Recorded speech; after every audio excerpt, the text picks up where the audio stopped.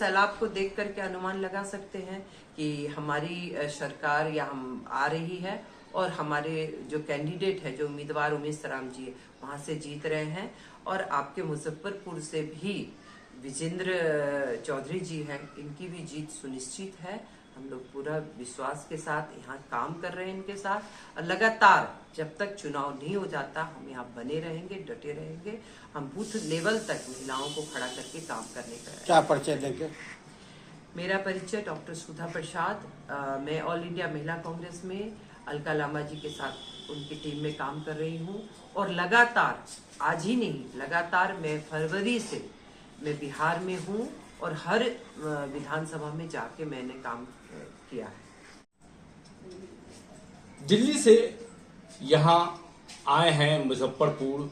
अभी 2025 विधानसभा चुनाव का सरगर्मी तेज हो गया है। आपको पर्यवेक्षक के रूप में आए हैं और क्षेत्र में मुजफ्फरपुर में हर वार्ड में घूम रहे हैं। क्या रिस्पांस मिल रहा है कांग्रेस प्रत्याशी का? बहुत ही अच्छा रिस्पांस है।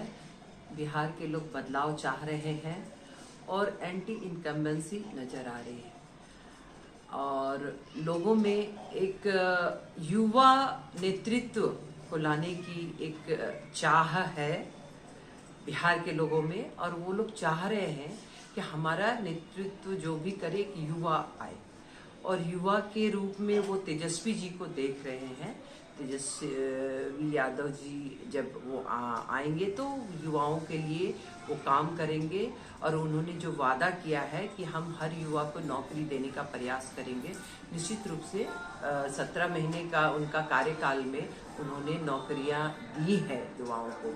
तो एक उम्मीद जगह है तेजस्वी जी से, और निश्चित रूप से सरकार बनेगी तो वो अपने वादे को पूरा करने का पूरा प्रयास करेंगे। इस बार देखा गया कि विधानसभा के चुनाव में मतलब कि जो है पुराने जो कार्यकर्ता थे बहुत दिन से मन बनाए हुए थे कि इस बार विधानसभा का टिकट मिले, तो इस बार टिकट उनको दिया गया और युवा पीढ़ी को भी दिया गया, महिलाओं को भी दिया गया। तो इस बार जो टिकट बंटवारा जो हुई है कांग्रेस की तरफ से बहुत अच्छा रहा, इस पर क्या कहेंगे?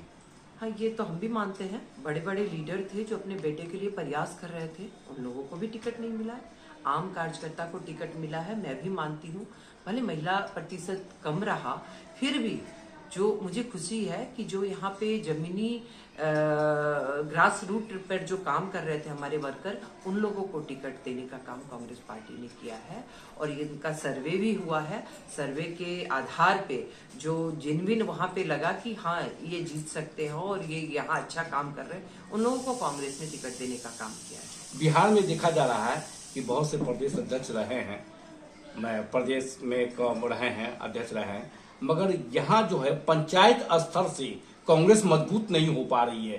पंचायत अध्यक्ष, प्रखंड अध्यक्ष, जिला अध्यक्ष, विभिन्न मतलब की जो है युवा, चाहे वो किसी जाति समुदाय के जो अध्यक्ष होते हैं वो मतलब कि मजबूत नहीं हो रहा है। चुनाव में सरगर्मी दिखाते हैं, फिर चुनाव खत्म होता है, सरगर्मी खत्म हो जाती है। ऐसा क्यों होता है? देखिए, पंचायती राज लाया हुआ तो राजीव जी का है, आपको तो पता ही है। हमारे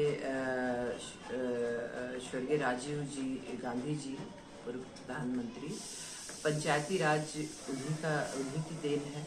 और जब बिहार में लागू हुआ उस समय लालू जी का समय था, 2001 की बात में बोल रही हूँ। और 2001 में लालू जी के समय कार्यकाल में पंचायती राज में किसी भी प्रकार का जो शिकायत आप बता रहे हैं ये कुछ नहीं था और बहुत अच्छे तरीके से चला।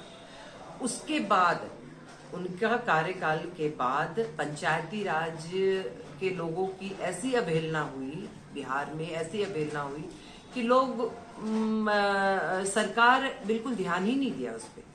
और जो हमारे जनप्रतिनिधि जीत करके आए, स्वाभाविक है, आप सरकार है, अगर पंचायती राज व्यवस्था आप यहाँ पे लागू है आपके बिहार में, तो आपको उन लोगों को भी तरजीह देनी पड़ेगी, महत्व देना पड़ेगा। अगर आप उन लोगों को नहीं महत्व दे रहे तो स्वाभाविक है वो अपने अनुसार अपने अकॉर्डिंग काम करेंगे। तो सरकार को हर जगह अपनी मजबूती स्थापित करनी पड़ेगी, अपना लगाम लगाना पड़ेगा, चाहे वो पंचायती राज हो, चाहे विधानसभा हो, हर जगह उनको अपना नजर रखना। पंचायती राज को तो बेलगाम रूप से छोड़ दिया गया। चल रहा है किसी तरह सरकार पंचायत की। हमने तो लोकसभा देखा है। में लोकसभा में देखा जा रहा है कि विपक्ष का जो रोल होता है वो रोल होता है, राज्यसभा में भी उसी तरह है। और यहाँ देख रहे हैं विधानसभा के में मतलब कि जो विपक्ष का जो रोल होना चाहिए वो रोल नहीं हो पाता है। जो विधानसभा में बैठे रहते हैं, कुछ अपना प्रश्न नहीं करते हैं, अपने विकास के लिए नहीं करते हैं प्रतिनिधि। इस पर बहुत ज्यादा मतलब कि जो से गुस्सा में है आम जनता कि जो विधायक है वहां वो क्यों नहीं अपनी समस्या को वहां वो रखते हैं विधानसभा में। इस पर बहुत बड़ा सवाल उठ रहा है। बिहार में मुझे तो जो आप बता रहे हैं, बिहार में तो मैंने देखा है जो विपक्ष के विधायक हैं या विपक्ष के जो भी हमारे तेजस्वी जी विपक्ष के लीडर हैं, तो ये तो बखूबी आवाज उठाते हैं विधानसभा में या आपके विधान परिषद में तो आवाज उठती है।